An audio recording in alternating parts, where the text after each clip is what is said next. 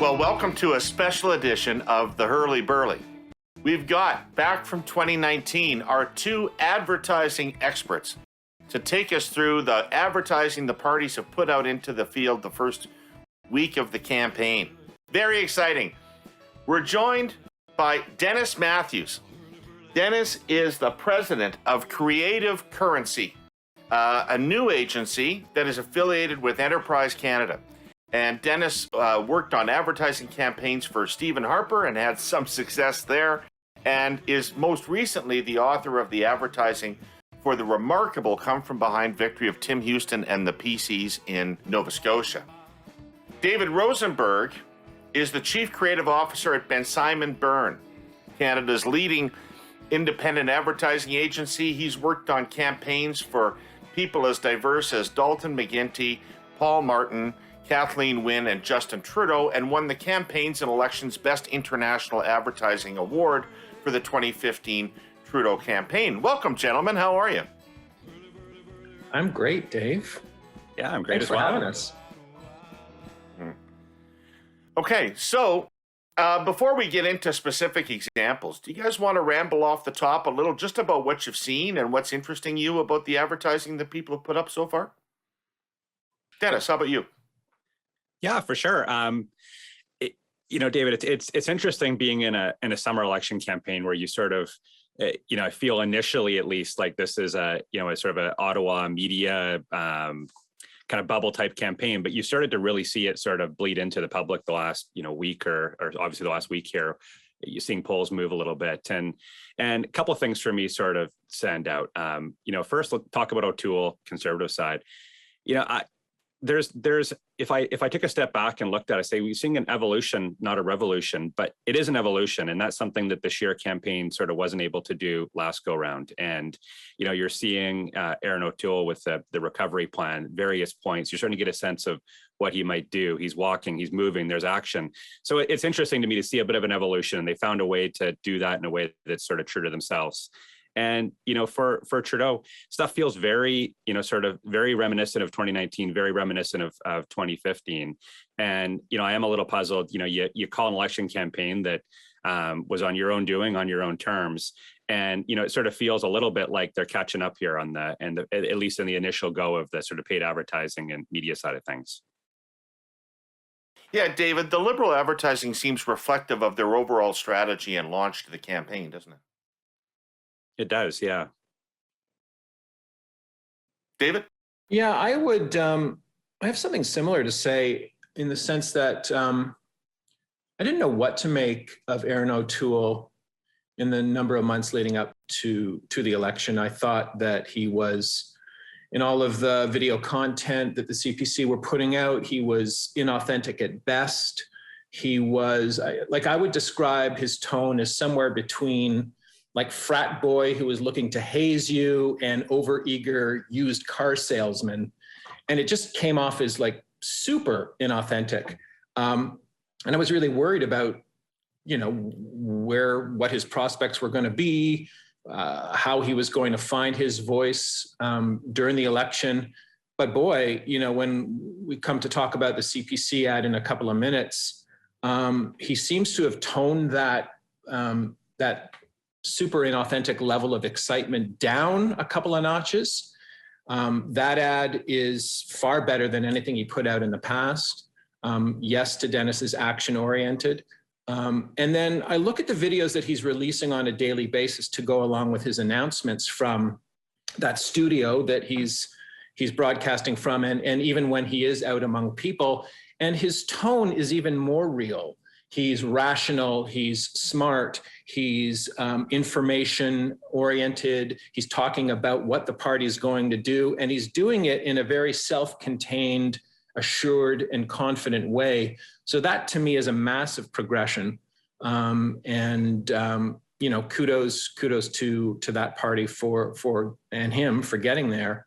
And then, on the Trudeau side, well, we'll talk about it more when we talk about the ad, because most of my comments relate to sort of the opening ad, where they're at, what they had to say, or rather what they haven't had to say to this point.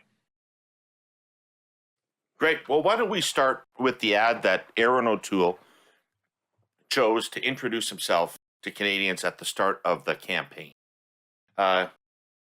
It's called Secure Our Future. Canada's best days are ahead of us, but we need to get the country back on its feet and back on track. 12 years in the Air Force taught me you need a plan for every mission. Canada's recovery plan will get the economy surging in the right direction for all Canadians from every walk of life. Recover 1 million jobs, tough anti-corruption laws, mental health action, securing Canadian-made supplies, balancing the budget. Enough talk. Let's get to work. Secure the future. Vote Conservative. Great. So that ad had Aaron O'Toole walking aggressively toward us, toward camera, wearing a nice blue suit with an open collar on his shirt. And he's talking at us. And in behind, they're showing scenes of him as a young man in the military, scenes of, I would say, blue collar jobs, not white collar jobs, interestingly, but blue collar jobs. And then him out and about with a relatively diverse group of people. David, why don't you start us off with what you think about that spot and what leaps out at you about what they were trying to do and what they did do? Yeah, well, I guess just back to my opening comment. I mean, it's a really well-made spot, professionally handled, good energy. There's kind of a driving guitar soundtrack in the background. And I'm learning specifically about Canada's recovery plan. I mean, O'Toole is being extremely specific here. He's talking about jobs. He's talking about mental health action. The word action comes up. He's talking about balancing the budget. He's talking about anti-corruption. I learn a little bit about his backstory, about being in the military. So there's a lot in this 30 seconds. But even though there's that much information, it seems to work. The writing is spare. His delivery is energetic, as I said. And I feel like I'm getting to know this guy, and having watched a lot of Aaron O'Toole in the months leading up to this election, I don't feel like he's bullshitting me anymore. I feel like I'm learning who this guy is. And David, I was watching your Through the Looking Glass podcast, your research group podcast that you're holding weekly. And one of the comments really stood out to me from one of the respondents, one of the panelists. They said, he's a man of action. And if Aaron O'Toole can usurp the mantle of man of action from Trudeau in 2015, whereas, you know, Trudeau's campaign was all about his energy, his vigor, what he was going to do to change the country, what he would no longer stand for. If O'Toole can somehow get to that man of action standing and leave Trudeau in the dust on that, especially given who Trudeau is at his core, which is like, you know, Justin Trudeau is like a coiled spring. He's got more physical and mental energy than almost anyone I've ever met. If O'Toole can grab that mantle, that bodes very, very well for him. Dennis, what do they do in the ad that would cause a person to say he's a man of action? Well, I think it's two things. It's the movement that is constant. I mean, he's walking. It's become a bit of his thing in all of these videos. But second, it's just the number of things that are being mentioned. I mean, I think this is a classic example of the type of political advertising that works. But, you know, it's not going to be going to some fancy award show afterwards and everybody saying, oh, look at this spot.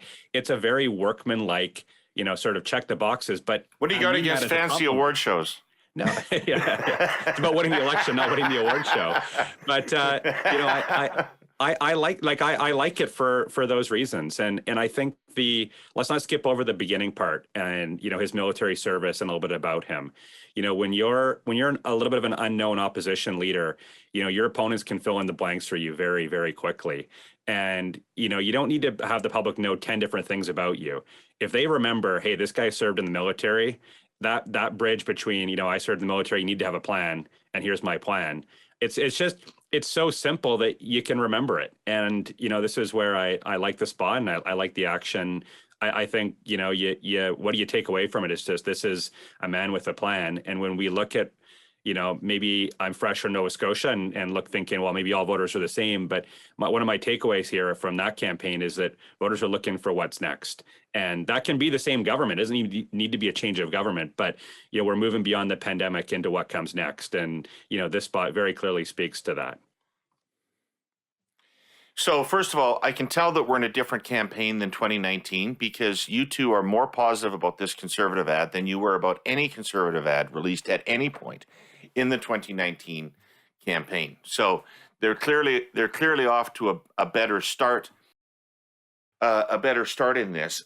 I want to pick up on something you said, Dennis. They throw so many ideas at you out of the plan that my guess is nobody remembers any of the individual parts, but they remember that there's a plan that has lots of elements to it. Yeah, exactly. And, it's sort of reminiscent of, you think of, the Harper era, Canada's Economic Action Plan. Again, it wasn't about any of the specific items. It's like, no, the government has a plan to get us through this crisis. And we're in a crisis again as a country in terms of the post-COVID world. And so, I think like having a plan it sort of gets you halfway there. And we're early days of the campaign. They can adjust, there's digital versions of this running. They can see what actually sort of sticks and, amplify that as you get towards the end. But I think it's all about having a plan and a little bit about them. If I could just jump in there, I think the word recovery plan is really interesting here as well. I mean, we've come through this massive health crisis in which, we waited a year and a half, we have vaccines, we are recovering from a health perspective, but he's linked that idea of recovery to not only obviously health, the backstory of all of that, but the economic dislocation that we've experienced as well, and position the Conservatives as the best place to find that economic recovery. And as we've just discussed, he's been really super specific about it. So I think just framing the whole thing, securing the future through the CPC, through Canada's recovery plan, and that plan being 165 pages, if you want to go have a look at it, it's been a really, really smart, well-grounded play at the beginning of this campaign. David, that walking toward camera technique, you have used that. You've used it with Trudeau, and you've probably used it with others. What does it convey to a viewer? When you use that, what are you trying to say to the viewer with that walking hard toward camera thing? Yeah, the first time I ever used it was with Kathleen Wynne, and then we went on to use it with Trudeau as well. For me, it's all about strength, confidence, and straightforwardness. Like, no bullshit. I'm going to give you the goods. I'm going to tell you what I'm impassioned about. I'm going to tell you what I believe. I'm going to tell you what I think is important. And it's all about conveying all of that information, as I say, in this straightforward and strong, confident manner. I think confident is such a key word there. And when you're a politician or you're a corporate spokesperson, whatever, you're in front of a camera, confidence is so critical. And to be able to walk and talk and do that well and do that with purpose, that checks that box. Not everybody can do that. It's funny. Elections are one of those times where, even in disagreement, Canadians come together to connect over where we're headed in the future. Our presenting sponsor, TELUS, makes it their mission to make digital connectivity more powerful and reliable, and to connect Canadians living in remote, rural, and Indigenous communities. In fact, since 2013, they've invested over $5 billion to connect 137 communities and 56 First Nations across BC, Alberta, and parts of Quebec to their world-leading pure fiber network. Have you ever heard of Eden Valley, Alberta? It's known for its gorgeous terrain of hills, valleys, and highly unreliable cell signals because of those hills and valleys. When COVID hit, there was an outbreak at a local packing plant. 18 members of the Bear Spa First Nation working in the plant tested positive. Immediate communication with Alberta public health officials became critical. So TELUS quickly deployed a powerful cell site on wheels. They call it a cow, normally used for one-off occasions. Community leaders got to work tracing contacts and limiting spread of the virus. Supports were put in place for families as those who tested positive went into isolation. The key to it all? Flawless connectivity between residents, families, and public health. And as for the future, TELUS believes we must work urgently and collaboratively to ensure that 100% of Canadians and Indigenous peoples living in Canada, including rural Canadian and Indigenous communities, can get access to reliable, high-speed broadband networks and connectivity by 2025. You can find out more about all this at tellus.com/connectingcanada. Okay, let's move on to our second ad, because the Conservatives had a 1-2 punch. They followed that left jab of an opening positive with a pretty hard-hitting right haymaker that is literally a boxing ad. And why don't we take a look at that, Michael? The Liberal, NDP, and Green Alliance have got you on the ropes. Out of control spending, soaring house prices, higher living costs. You need to fight back before they hit you again and again and again. We can't afford more of the same. Canada's recovery plan will recover 1 million jobs and balance the budget within 10 years. Secure the future. Vote Conservative. So this is an ad that, to our knowledge, does not feature Aaron O'Toole. It's unclear who the person is in the ad.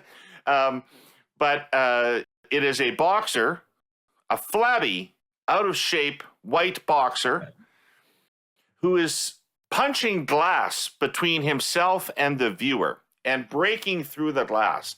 And every punch signifies a negative economic trend in Canada as a result of the Liberals. I have to tell you, I ran this ad by, I thought this ad was a pretty good ad, and then I ran it by my focus group on Saturday, and they didn't like it.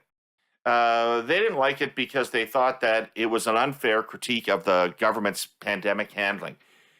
And the discussion really made me think that the government is fairly well insulated on critiques of its handling of the pandemic. The people really don't see it in a partisan way. They see that we had a government of Canada during the pandemic, and they did what any government should have done in that circumstance. There may be time to quibble over elements of things, but in broad strokes, people think that that's sort of off bounds for that kind of criticism. But that's just one focus group, and I presume that the Conservatives showed this to other focus groups and got maybe some other responses from people. Dennis, you want to lead us off? What do you think about this spot? Yeah, it's the most interesting spot I think we're going to talk about today, and probably the most interesting spot of the campaign so far. In that, you've got a creative idea here, obviously, and there's some, for the political class, there's some undertones in boxing and Trudeau, but really you've got a concept here that actually catches your eye. I saw this at an airport bar. Everybody's looking up at the TV screen, which can be half the struggle on these things. We're in a world where people feel pinched economically. We talk about affordability as being a big issue of the campaign. This is laser focused on that. I've become a bigger fan of contrast ads where you're not quite literally in this case, I guess, making a couple punches, but resolving it for people, like taking it somewhere. It's not just enough to bring your opponent down. You've got to draw people into your camp, and this does that. I have one point of pause on it, and I wonder about women, and I think we're early days on this campaign for Conservatives. You got to consolidate your side. I'm guessing men is sort of mission number one, and switch to women later in the campaign. I don't have evidence on this. It's just one of the things where I look at a spot like that and I think, okay, are you putting this in the Bachelorette or sort of that type of genre where you get a lot of undecided, suburban women voters? Will this speak to them? I worry that it turns them off and then they're not making their decision. But that said, the points come through. Like, if you want to focus this election and set the agenda on affordability, wow, this spot does a great job of that. The gender thing's interesting because I had that thought watching the positive Conservative spot as well, when the jobs didn't seem to be inclusive, really, of the kind of jobs women are more likely to be aspiring to in this era. So that's interesting, and I'm probably deliberate at the current time. Yeah, David, what do you think about this spot? Yeah, you've thrown the odd punch in your life on television. Yeah, have done, and I like the spot. I admire it. I think it's a couple things to say. I think it's first job of any piece of advertising creative is to get noticed. Right? Be authentic, be truthful when you do that, tell the truth in the most powerful way possible, but got to get noticed first. And I think this ad does this. I think, the visuals, the punching, it's super tight, whether it's breaking the camera lens or a pane of glass between between the boxer and the viewer, I don't know, but the sound design is very abrupt, very effective. And then the topics, it's about affordability, it's about pocketbook issues. It's also about long-term economic forecast and conditions and how to recover from that in the contrast part of the ad with Aaron O'Toole. So I was surprised when your focus group were as negative about it as they were, David, when I watched through the looking glass, because I do think the Conservatives have the diagnosis right here on these issues. I have heard that in your group as well, not about this ad, but about what people are concerned about. It's about these topics in this ad. And, I think this ad is going to be effective for the Conservatives. And the grouping of the three parties here, the Liberals, the NDP, and the Greens, all coming together to put stress on not only your pocketbook, but the nation's pocketbook, I think is another smart play. I mean, I think people were negative in the group. I think this is a finding that makes sense to me, that the way that people are open to a very strong suggestion that the Liberals are not the right people going forward. They're not that interested in a critique of the Liberals' handling of the pandemic. Right. Is sort of where I'm at, and what I would take from that if I was the Conservatives. That I don't think people reacted to the intensity of the ad. I think they reacted to the subject matter of the ad, and I think there's a little protectiveness about the government on pandemic handling. I got to ask you something. Maybe it's just me, but from the first time I saw this ad to just a few minutes ago when I watched it again, I'm obsessed with the boxer. Who is this person? Who is this person intended to represent? The Liberal government, Justin Trudeau? Who is this boxer? Why are they flabby? Yeah, maybe. Go ahead, Dennis, you go. It's this sort of the same thought. The first time I saw it, I didn't really give the boxer much of a thought. You got the red boxing gloves, the screen.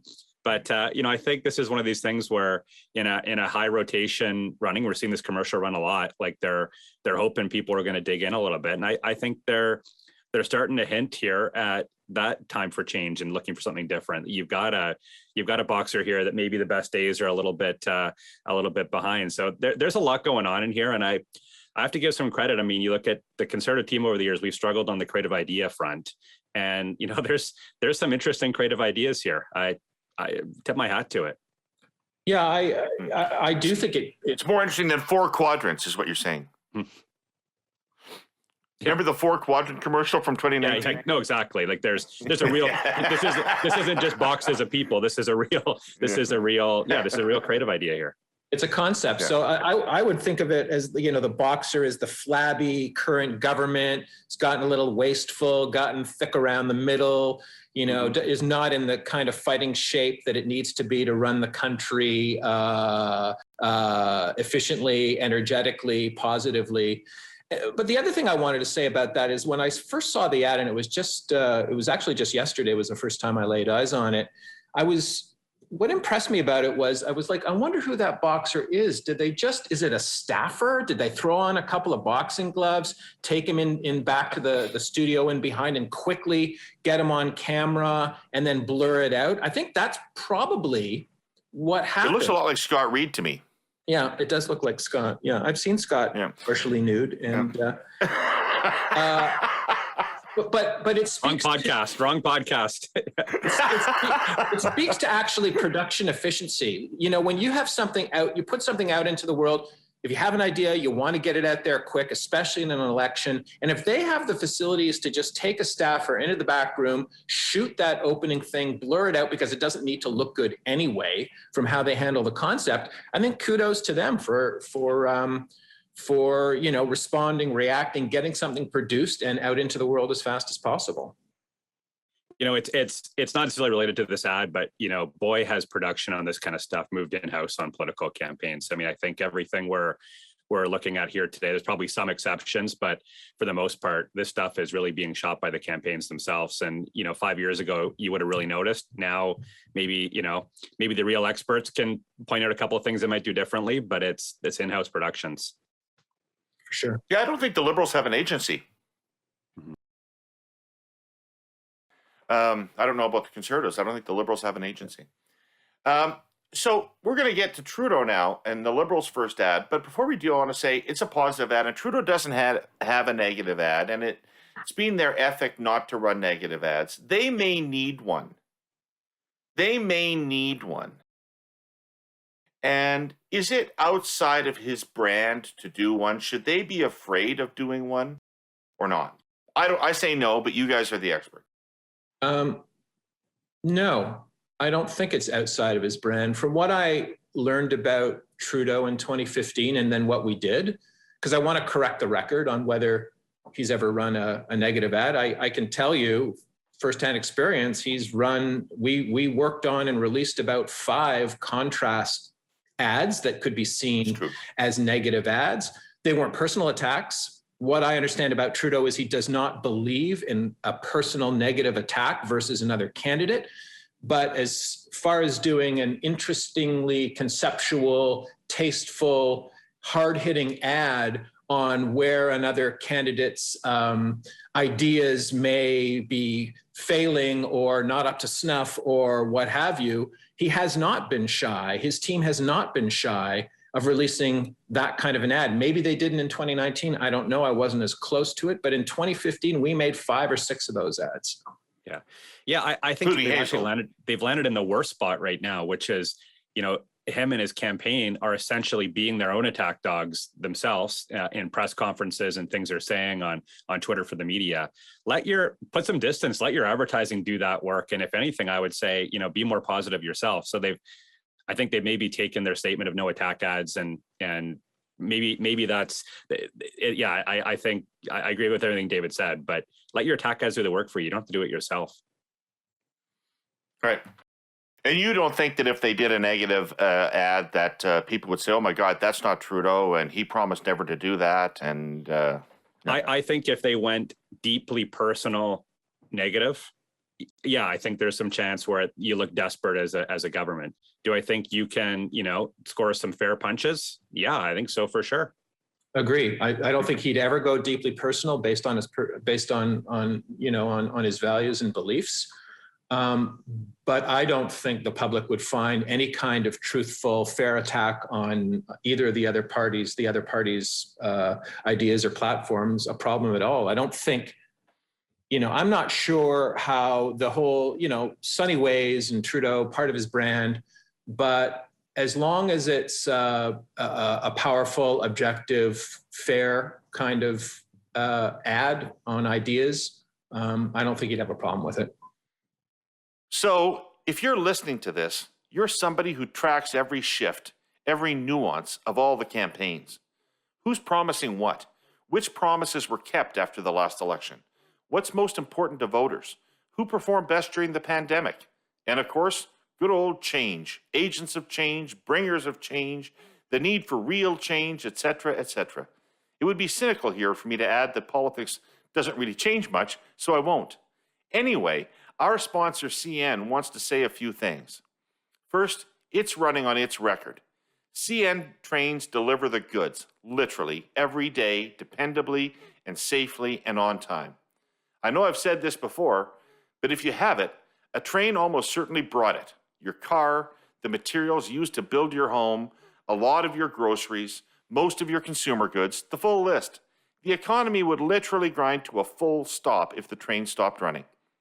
CN would also like to point out that it performed pretty much flawlessly during the pandemic.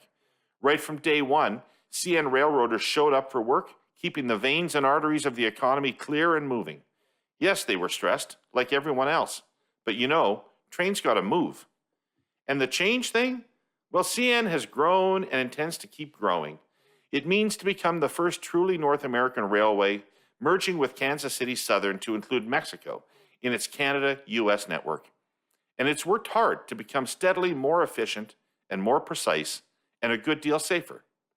But the basic job has not changed and will not change. CN promises you that. Foreign supply chains are disrupted and choked, but not the railways. CN trains enable our way of life, and roll they will. Okay, well, let's look at the ad they did put out. I don't know if this ad's on television. I haven't seen it on television, but apparently it is, according to your research, Dennis, they're spent about $500,000 on this on Facebook so far. Well, yeah, the versions of this ad or digital in general. So they're spending big money as a campaign, but I think we haven't seen as much on TV as we have with the Conservatives. Right. So let's watch this ad. In Canada, we have each other's backs. We always have. And though vast lands and mountain ranges separate us from each other, we know the best way to overcome great challenges is to work together. This is a big country with big ideas. We build stronger, think bigger, work smarter, and push ourselves harder than any other place on Earth. We speak our minds and we listen to each other. And while we may not agree on everything, we find a way to work things out. That's what Canadians do when we get knocked down. We pull together to make things better and leave no one behind. That's the Canada I know and the Canada I fight for each and every day. So let's think even bigger, Canada. Let's be relentless. And let's keep moving forward for everyone.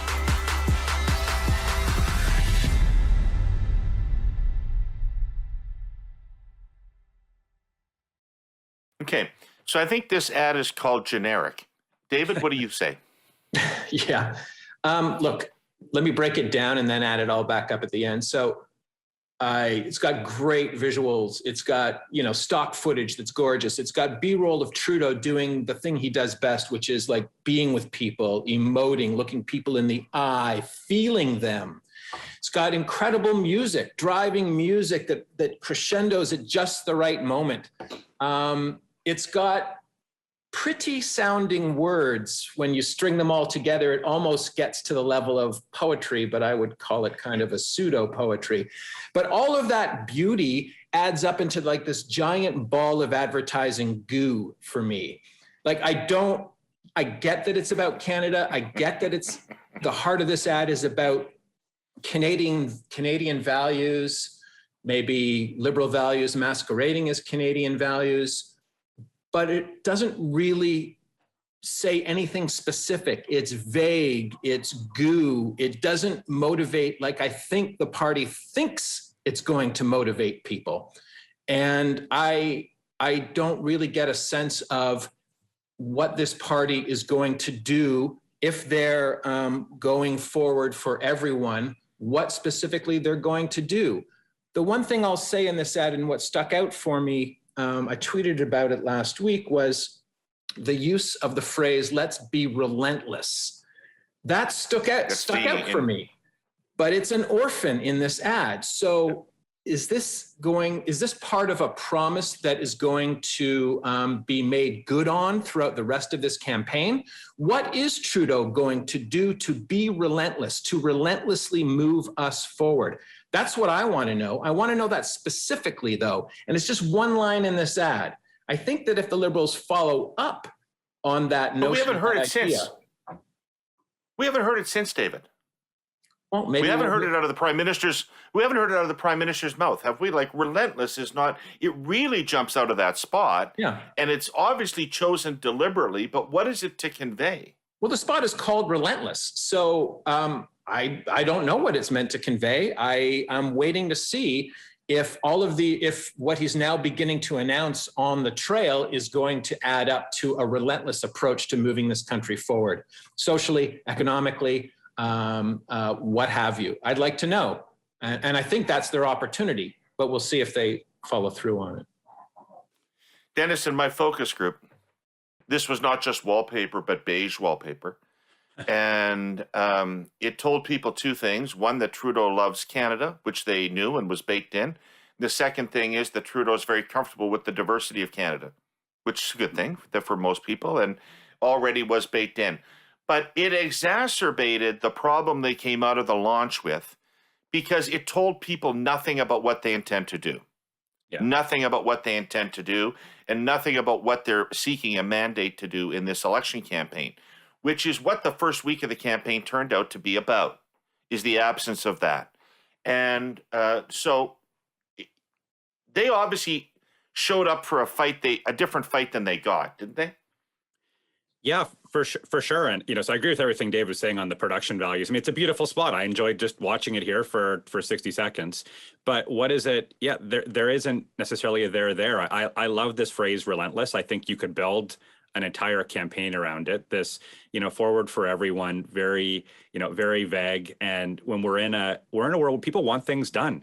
Voters are looking for things done. Young voters that, he desperately needs are looking for action. They're looking to frankly break some things and get some things working for them.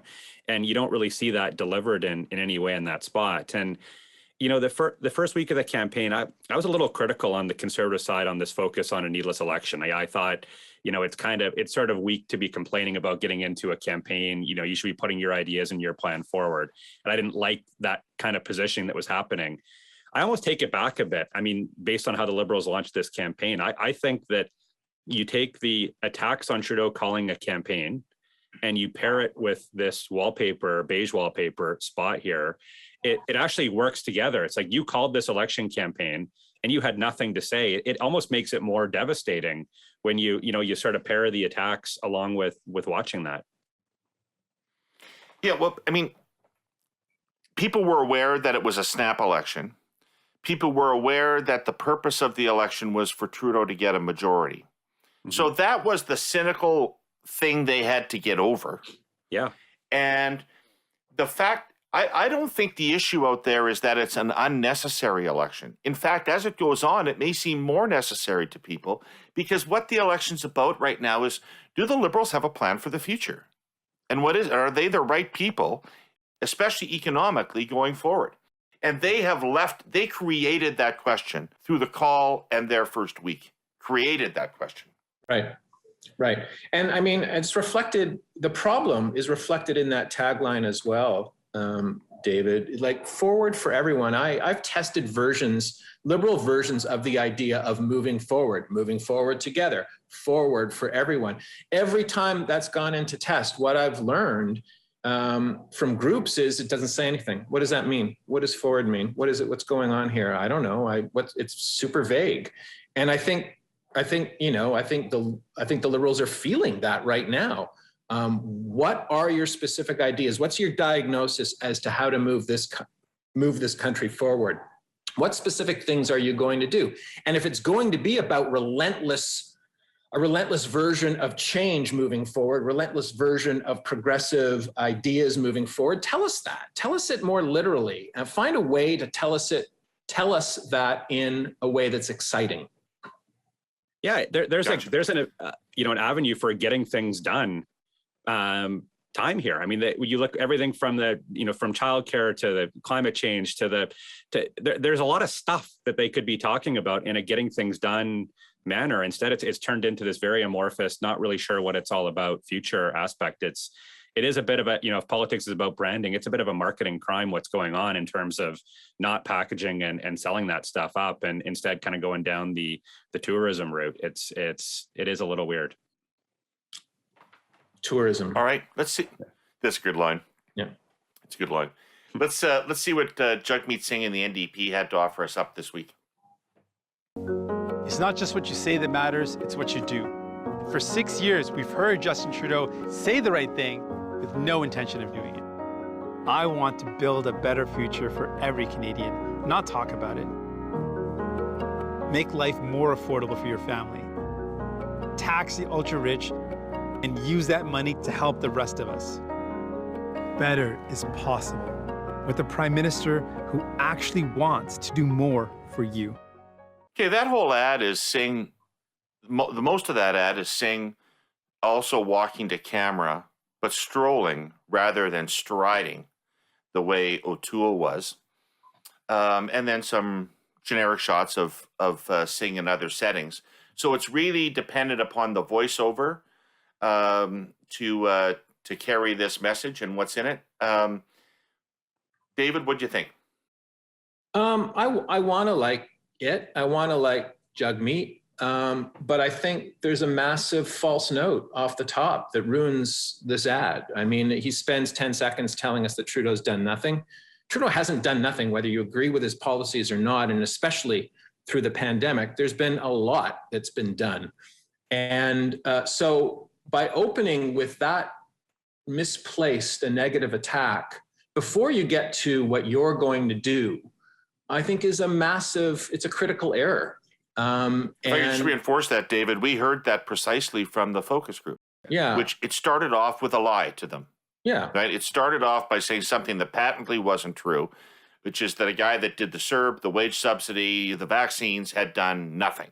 Yeah. Right? The best expression I've ever heard from an agency on the power of advertising, and I may have said this before, is what McCann International used to say, McCann Worldwide, or maybe they still say it. They say truth well told. That's what the power of advertising is. And this breaks that rule from the very first second. So it's a problem. And then, his idea, tax the ultra rich, make life more affordable for others by doing that, fine. But that gets lost, after the first false note. And then the only other thing I'd say about the ad is, he winds it all up by saying better is possible, which is a riff on what Trudeau was saying in 2015, better is always possible. So, that's not even original. So, but is it purposeful, David? Do you consider that to be purposeful? It may be purposeful. Clearly they would remember that he said it. They'd be banking on the fact that most Canadians wouldn't remember. But I don't know. The ad is a big misfire for me, a huge misfire when the man had lots of opportunity to hit the ball hard.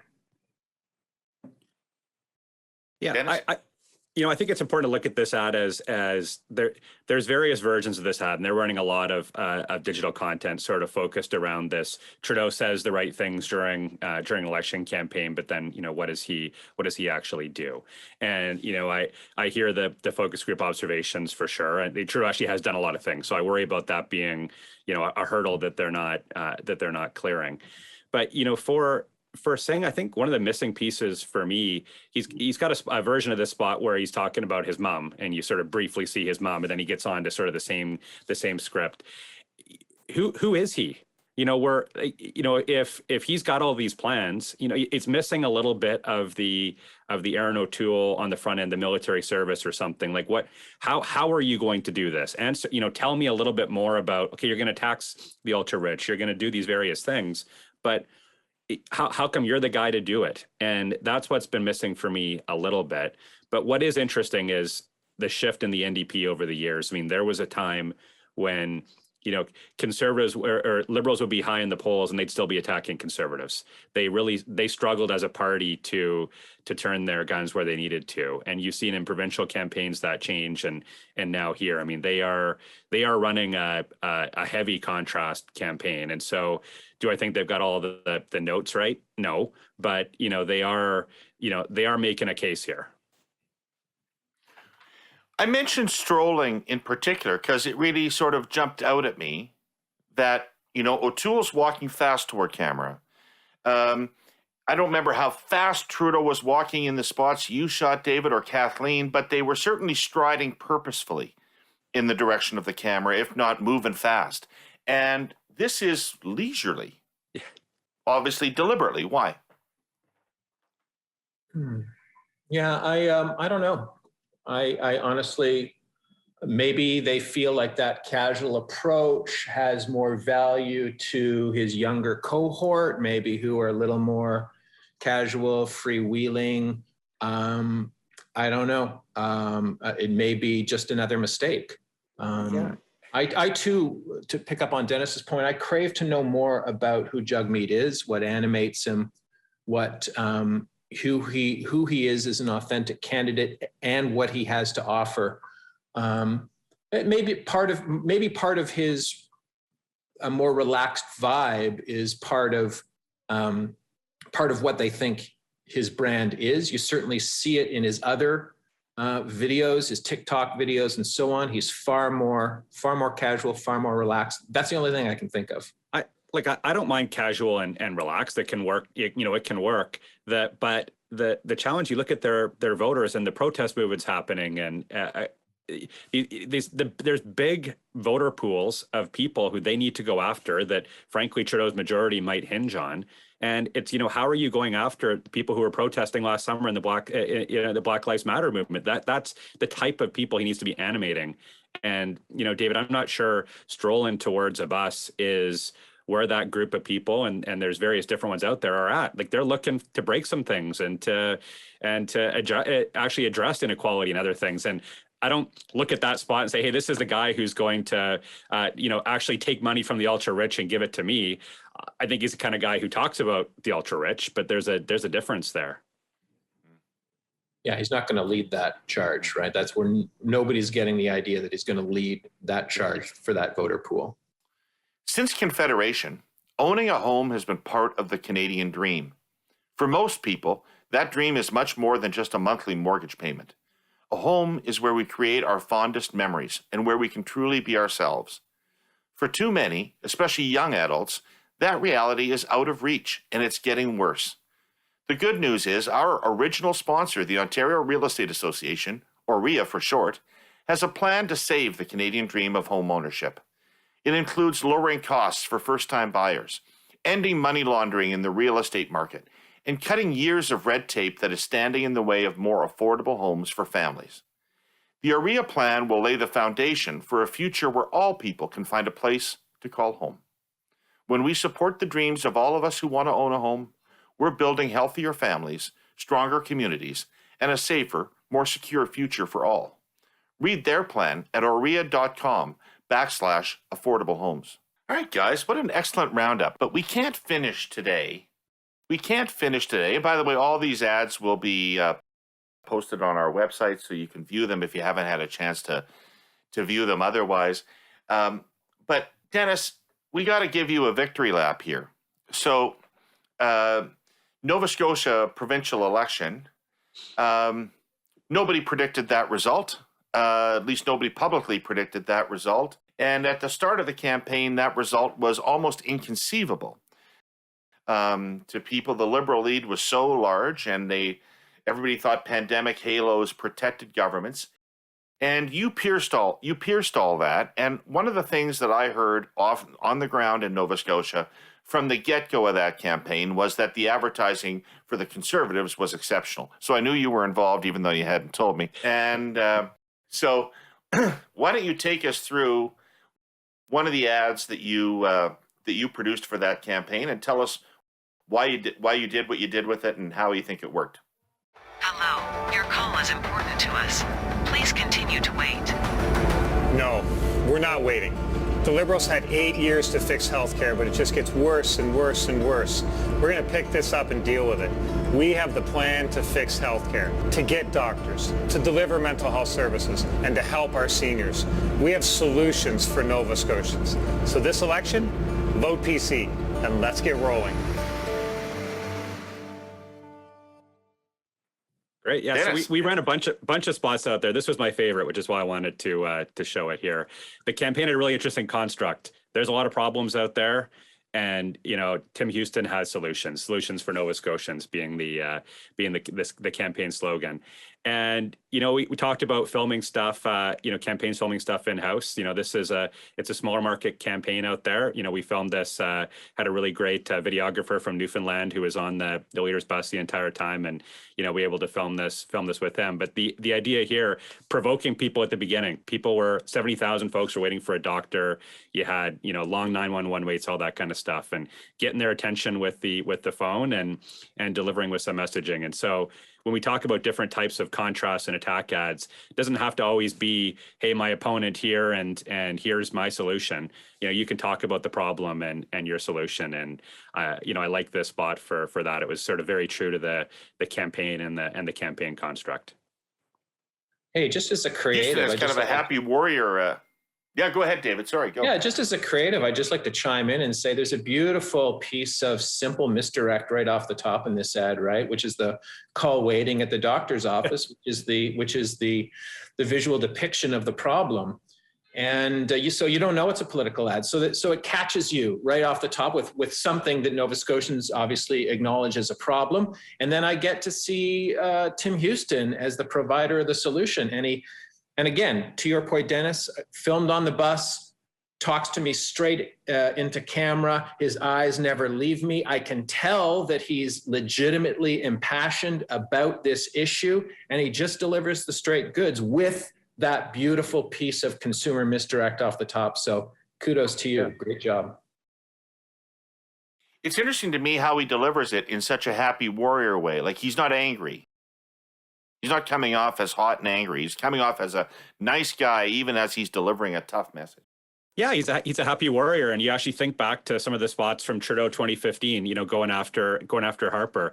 You can deliver a sharp attack in elections. You have to drive contrast. You have to push people into your side and away from the other guys. But you don't have to be mean spirited about it. And I think this is a great example of a spot that sort of finds that happy warrior phrase and a happy warrior sort of zone. And for Conservatives, you got to be there. That's the winning spot to be. So it was shot with a handheld camera by a videographer on the bus, and it's got that sort of documentary cinema verite style to it. Now, that may have been out of necessity. You're talking, Nova Scotia is not a province where there's a lot of money to spend on advertising, creative, and production. You had to do stuff within a budget, etc. If you'd had all the money in the world and you could have shot that any way you wanted, could you have done a better job? No, in or is fact, there something about this particular thing that works? No, in fact, to pull the curtain back on how this stuff comes together a little bit, we actually had originally scripted he was going to be at a house somewhere, walking out of the house or on a desk, picking up the phone and sort of walking out and delivering it. And, you know, that was shot. And then this version was shot. Was tried on the bus, and you know, big credit to the videographer on the bus who said, well, I think we can do it here. It's going to look great. And, you know, it did. And is it a little on the nose to, you know, the let's get rolling and everything's kind of moving? Sure. But the movement he's a man of action. Like, it sort of makes the spot. And, you know, I think it's just, again, back to my point from earlier, you know, production moving in house, and it's creative ideas that are going to help you punch through. And so, you know, you may not, you know, you're not dealing with the cast of Ben-Hur helping you film and all that kind of stuff, but it doesn't prevent you from having an idea. And we had a bunch of different spots. This is just one of them, but doesn't hold you back from having an idea and going out and filming it and doing it. Awesome. All right, gentlemen, thank you so much for this today. Super interesting, peeling back the curtain on how advertising gets done and what works and what doesn't about it. So we'll reconvene in 7 to 10 days when there's more advertising for us to mull over and give our thoughts about. I want to thank our sponsors, our presenting sponsor, TELUS, and our sponsors, CN Rail and OREA, the Ontario Real Estate Association. I'd like to thank the Air Quotes Media team for pulling this together, and of course, everybody who watched. Thanks for coming out, and we'll see you in a week or so.